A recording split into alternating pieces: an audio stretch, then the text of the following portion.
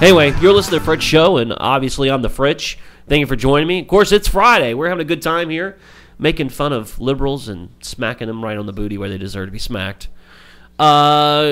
Make sure you check out 1 o'clock Eastern Standard Time today, p.m., right here, the Rockin' Road Show, live from IPN Studios in historic Ybor City. Also, every single Wednesday, right here, IPNstudios.com. Check out Pinup America Radio. That's pinupamericaradio.com, live at IPN Studios in historic Ybor City, where also the Fritch Show studio is.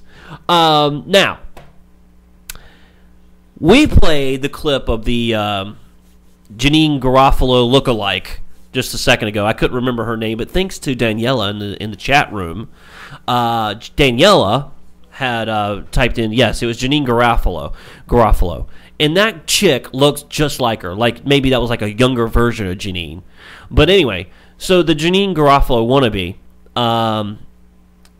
talking like, you know, like a Valley Girl and everything else, brings me to something else. And what it brings me to is, apparently Jerry Springer thinks that, well, we're a liberal nation now. Play the clip for me. Air America picked it up. I didn't work for Air America, but Air America carried my show for 2 years. I loved it. But how come liberal talk shows never do well? Because the liberals won. Because they suck? You think it's that it? Yes. Well, I mean, the conservatives were doing well under... Right, because they're on the outs. No, but they were doing well under a Bush administration. All right, stop that for a second. Stop that. It doesn't matter who's... So, if you're successful, you're on the way out. If you're a loser and your entire platform goes bankrupt, you're successful. I just want to make sure I have that right. Continue playing. President, the liberals won. In the 1960s, all the protest was on the left because America was conservative. Nice picture. We have conservative politicians. We give conservative speeches. But on every major issue, the liberals have won. We are a liberal country. You can go into the most conservative neighborhood in America, and you go into their home and talk to their kids, and their kids listen to the same music, talk the same way, dress the same way. Culturally, we're liberals. I did a show the first year of the Jerry Springer Show in Cincinnati. We did a show on interracial marriage. And there were protesters outside the studio. 20 years later, we have a president who's the product of an interracial marriage. The liberals won on every issue, And so therefore, the real energy of the protest movement, think about it, whether it's the gun lobby, the right to life movement, all the protests now, which is where talk radio gets its oomph from, is on the right. Yo, so you're saying liberals won everything. I believe we won, and we don't know how to say, then hey, what is this red-blue state thing that's going on here? We vote, we feel obliged often. Even liberals do. Let me explain something to you and what he's talking about. When he says they won, he's not talking about they've won the debate, even though he says they are. They're really not. He's not talking about they've won the debate in America. They've continued to lose the debate in America over and over again. When you talk about taxation, they lose the debate. 40% of the population is conservative. Only 25% of the population in the United States is liberal. Now, what he's talking about is what we talked about earlier this week. They're going after your kids. They want to indoctrinate your kids, which what is her name? Janine Garofalo lookalike that we just played in the earlier segment. She is a product of that.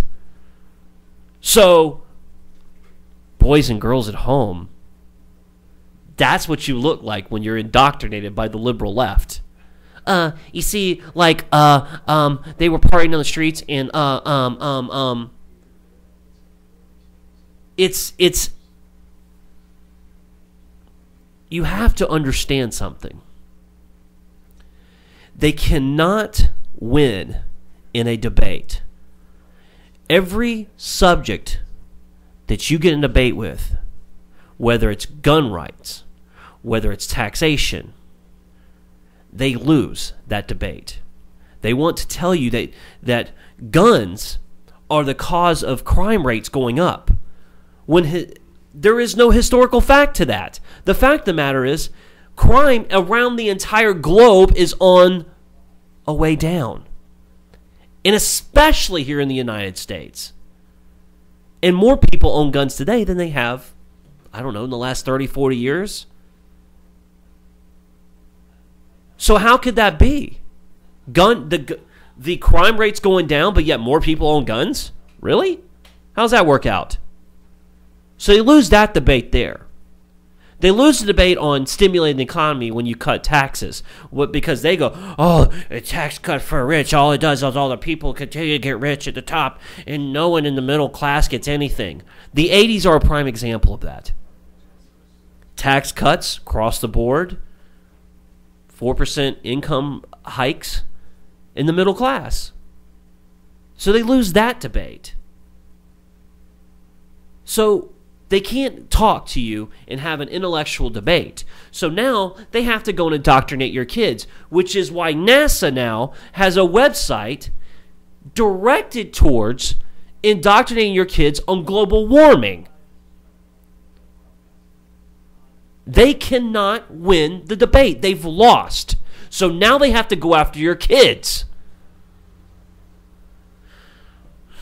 But anyway, going back to the whole Social Security talk, if you don't believe me that these people are going around telling you that Social Security is perfectly fine, then listen to this. This is Harry Reid talking about Social Security. Play the clip. Let's be specific, though. Social Security, how does it have to change? What they put on the agenda is raising the retirement age, maybe means testing, benefits. Is it time for Social Security to fundamentally change if you're going to deal with the debt problem? One of the things that always troubles me is when we start talking about the debt, the first thing people do is run to Social Security. Social Security is a program that works, and it's fully funded for the next 40 years. Stop picking on Social Security. There are a lot of places... Senator, are you really saying the arithmetic on Social Security works? I'm saying the arithmetic on Social Security works. I have no doubt it does. It's not in crisis. No, it's not in crisis. This is something that's perpetuated by people who don't like government.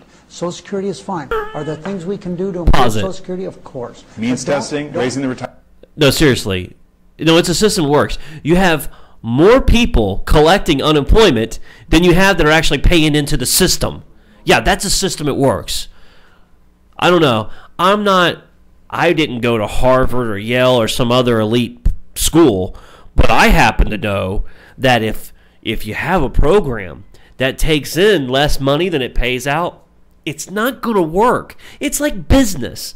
If I own a business and, I don't know, let's see, I sell products for less than I own them for, eventually that's not going to work out too well for my business. I don't hate government. I just don't think it works efficiently with a bunch of people like you running it.